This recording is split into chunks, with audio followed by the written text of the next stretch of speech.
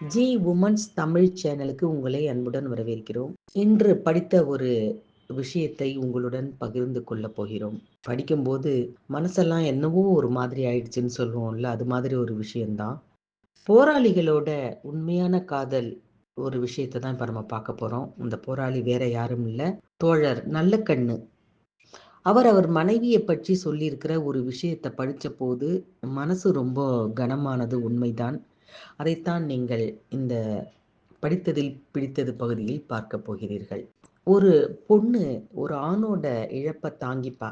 ஆனா ஒரு ஆணால ஒரு பெண்ணோட இழப்ப தாங்கிக்கவே முடியாது. கணவன் மனைவியா ஒரு நல்ல புரிந்துணர்வுடன் வாழ்ந்தவர்கள் பிரியும் பொழுது, அந்த பிரிவு ஆணுக்கு எவ்வளோ பெரிய கஷ்டத்தை தருகிறது என்பதைத்தான் இப்பொழுது பார்க்க போகிறோம். தோழர் நல்லக்கண்ணு சொல்கிறார், என் மனைவிக்கு உடல் சுகமில்லாம போச்சு. ஆஸ்பத்திரியில வச்சு மருத்துவம் பார்த்தோம். ஆனாலும் காப்பாத்த முடியல. மாசங்கள் உருண்டோடினாலும் அவளோட இழப்பை என்னால ஜீரணிக்கவே முடியல. போராட்டம், பொதுக்கூட்டம்னு என் உடல் எங்கெங்கேயோ அலைஞ்சிட்டு இருந்தாலும், மனசு அவள நினைச்சுக்கிட்டே தான் இருக்கு. அந்த வேதனைய சுமந்துக்கிட்டே தான் திரியிறேன். என்னை விட முழுசா புரிஞ்சுகிட்டவ என் மனைவி. என் வாழ்க்கையில எல்லா வகையிலும் அவளோட பங்களிப்பு இருந்துச்சு. அவ அப்பாவும் கம்யூனிஸ்ட் கட்சிக்காரர் தான். ஆனால் என்னை ஏத்துக்கிறது அவளுக்கு சுலபமா இருந்துச்சு. டீச்சரா வேலை பார்த்துக்கிட்டு இருந்தா. காசி பாரதி, ஆண்டாள்னு எங்களோட 2 பொம்பள புள்ளைகள வளர்த்து படிக்க வச்சது அவதான். முழுசா ஆளாக்கி அவங்களுக்கு எல்லா தேவைகளையும் கொடுத்து, என்ன எதிர்பார்க்காம அவளே செஞ்சா. அரசியல் வாழ்க்கை, போராட்டம், காசு பணம் சேர்க்க துடிக்காத மனசுன்னு என் போக்குக்கு என்னை விட்டவ என் மனைவிதான். கட்சி வேலைகள்ல திரிஞ்சுகிட்டு வீட்டுக்கு போகும்போது கூடடைஞ்ச திருப்தி கிடைக்கிற விதமா அந்த வீட்டை எனக்கானதா வச்சிருந்தா என் மனைவி. இப்போ வீட்டுக்கு போனா அவ இல்லாத அந்த வெறுமையும் தனிமையும் ரொம்பவே கொள்ளுது. தாங்க முடியல. சுத்தி எத்தனையோ பேர் இருந்தாலும் எனக்குன்னு யாரும் இல்லைங்கிறதை உணர வச்சுக்கிட்டே இருக்கு அவளோட பிரிவு. எந்த ராத்திரி வீட்டை விட்டு கிளம்புவேன், எந்த ராத்திரி வீடு திரும்புவேன்னு தெரியாத ஒரு வாழ்க்கை என்னோடது. உண்ணாவிரதம் இருக்க கிளம்பினாலும், ஜெயில்ல இருக்க வேண்டி வந்தாலும், ஒரு வார்த்தை வருத்தமாவோ, மறுப்பாவோ சொல்லாம அனுப்பி வைப்பா. என் புள்ளைங்க, அப்பா உங்களுக்கு வயசாயிருச்சு, அரசியல் வேலைகளை எல்லாம் கொஞ்சம் குறைச்சிக்கோங்கன்னு சொன்னப்ப கூட, என் மனைவி அப்படி ஒரு நாளும் என்கிட்ட பேசினதே கிடையாது.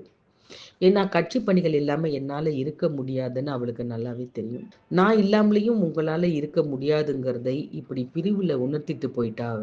எங்க கிளம்பினாலும் போய் சேர்ந்துட்டீங்களான்னு ஒரு ஃபோன், சாப்பிட்டீங்களான்னு ஒரு ஃபோன், எங்க இருக்கீங்கன்னு ஒரு ஃபோன் வரும். இப்ப எதுவுமே இல்ல. கண்ண மூடுனா முழுக்க ரஞ்சிதம் நினைப்பா தான் இருக்கு. முன்னாடி நான் அசைவம் சாப்பிடுவேன். இப்ப 5 வருஷமா சைவம் தான். அவ வைக்கிற மீன் குழம்புல சோத்த ஒரு பிடி பிடிப்பேன். அவ வைக்கிற ரசம் ரொம்ப நல்லா இருக்கும். எனக்கு பிடிக்கும்னு அடிக்கடி ரவா லட்டு செய்வா.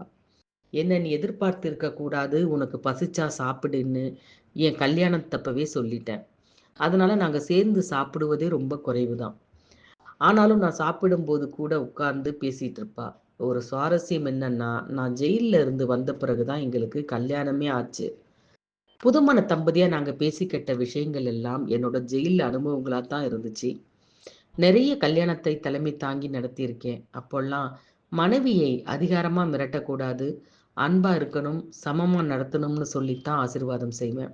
என் வாழ்க்கையில ரஞ்சிதத்துக்கு அப்படி ஒரு சமத்துவத்தை நான் கொடுத்தாலும், அவ எனக்காக ரொம்ப விட்டு கொடுத்து போயிருக்கா. என்னை தேடி வர்றவங்களை பத்தி அவளுக்கு நல்லா தெரியும். என் மனசு நினைக்கிற மாதிரியே அவங்களை உபசரிப்பா. ரஞ்சிதம் நிறைய புத்தகங்கள் படிப்பா, பேப்பர் படிப்பா. ஜெயகாந்தன் சிறுகதைகளை பத்தி பேசுவா. நான் எதையாவது படிக்காம விட்டுட்டாலும், "இத படிக்கலையா நீங்கன்னு?" கேட்பா. திடீர்னு ஏதாவது செய்தியை காட்டி, "இத பாத்தியாலான்னு?" கேட்பா. இல்லையேன்னு சொன்னா, "இத கூட பார்க்காம என்ன படிக்கியேன்னு?" கேட்பா. இப்பவெல்லாம் பேப்பர், புத்தகம் எதையாச்சும் படிக்காம விட்டுட்டா, அதை எடுத்துக்காட்ட அவ இல்லையேன்னு ரஞ்சிதத்தோட நினைவுகள் நான் படிக்கிற ஒவ்வொரு எழுத்துலயும் வந்து பின்னுது. நான் சம்பாதிச்சது என்னன்னு எல்லாருக்கும் தெரியும். வெளிய போகும்போது செலவுக்கு அவகிட்ட தான் காசு கேட்பேன். கொஞ்சம் நிலம் இருந்து அதுல அரிசி வரும். மத்தபடி அது இல்ல, இது இல்லன்னு எதுவும் என்கிட்ட சொல்லாம, அவளே சமாளிச்சு குடும்பத்தை கொண்டு போனா. என் பிறந்த நாளுக்கு துணிமணி எடுத்து கொடுப்பா. அவளுக்கு நான் வீட்ல இருந்தாலே பரிசுதான்னு சொல்லுவா. எப்பவாச்சும் டெல்லிக்கு போனா, அவளுக்கு சேலை எடுத்துட்டு வருவேன். ரொம்ப சந்தோஷப்படுவா. வெளிய போயிட்டு நேரடியா வீட்டுக்கு வர்றதா இருந்தா, ஏதாவது பண்டம் வாங்கிட்டு வந்து கொடுப்பேன். எங்க அப்பா என் கூட பொறந்தவங்களுக்கு எல்லாம் அவங்கவங்க பேர்ல வீட்ட எழுதி வச்சாரு. என் பங்கு வீட்டை மட்டும் என் மனைவி பேர்ல தான் எழுதி வச்சிருக்காரு. பொது வாழ்க்கையில இருக்கேன். வீட்டையும் வித்து செலவு பண்ணிடுவேனோன்னு பயம் அவருக்கு. சிறிது நேரம் மௌனமாக இருந்துவிட்டு தொடர்கிறார் நல்லகண்ணு. ரஞ்சிதம் கிறிஸ்டியன். அதனால பைபிள் கதைகளை அடிக்கடி சொல்லுவா. எல்லார்கிட்டயும் அன்பா இருக்கணும், எல்லாரையும் சமமா நடத்தணும்னு சொல்லுவா. நான் செத்து போயிட்டேன்னா, நம்ம சொந்த ஊர்ல தான் அடக்கம் பண்ணணும்னு சொன்னா. அவ ஆசைப்படியே செய்தேன். அவ இறக்கறதுக்கு 1 மாசத்துக்கு முன்னாடியே, அவ இனி நாள் கணக்குல தான் என் கூட இருக்க போறான்னு தெரிஞ்சு போச்சு. அந்த நாட்கள்ல ஆஸ்பத்திரியும் வீடுமா தான் இருந்தேன். அவ இறந்த அன்னைக்கு என்னுல இருந்து பாதி உசுரு கழண்டு போன மாதிரி இருந்துச்சு. இப்ப கூட அப்படியே தான் இருக்கேன்.